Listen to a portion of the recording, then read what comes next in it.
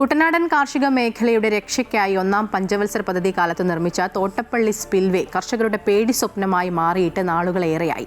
സ്പിൽവേയിലെ തകരാറിലായി ഷട്ടറുകൾക്കിടയിലൂടെ കടലിൽ നിന്നും ഉപ്പുവെള്ളം ഇരച്ചു കയറുന്നതോടെ കുട്ടനാടൻ അപ്പർ കുട്ടനാടൻ കാർഷിക മേഖലയിൽ നെൽകൃഷി പ്രതിസന്ധിയിലായി.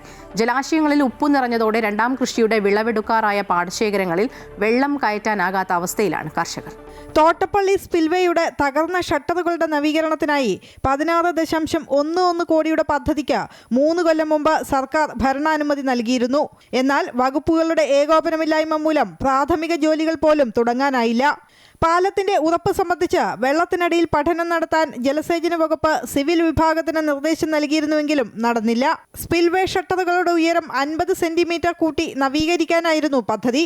ഇതിലൂടെ കാർഷിക മേഖലയിലേക്ക് ഉപ്പുവെള്ളക്കയറ്റം തടയുകയായിരുന്നു ലക്ഷ്യം. 3 കൊല്ലമായിട്ടും പദ്ധതി നടപ്പാക്കാൻ സർക്കാർ സംവിധാനങ്ങളും താൽപര്യം കാട്ടിയില്ല.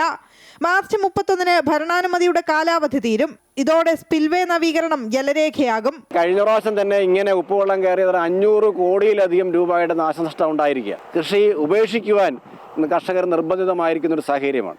ഏറ്റവും അടിയന്തരമായും നമ്മൾ ഈ കരിമണൽ ഖനനം അത് സമ്പൂർണ്ണമായും നിർത്തണം.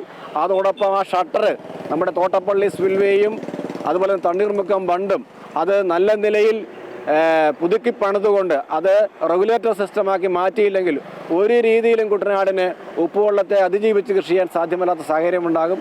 40 ഷട്ടറുകളുള്ള സ്പിൽവേയിലെ 7-ാം നമ്പർ ഷട്ടർ പ്രവർത്തിക്കാതായിട്ട് കാലങ്ങളായി. കടലിലെ വേലിയേറ്റത്തിനനുസരിച്ച് ഷട്ടറുകൾ ഉയർത്തുകയും താഴ്ത്തുകയും ചെയ്തില്ലെങ്കിൽ കാർഷിക മേഖലയിൽ ഉപ്പ് നിറയും.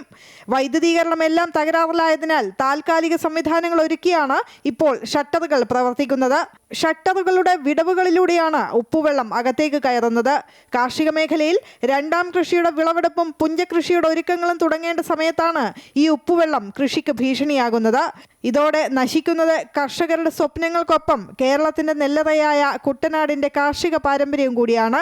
അമൃത ന്യൂസ്, ആലപ്പുഴ.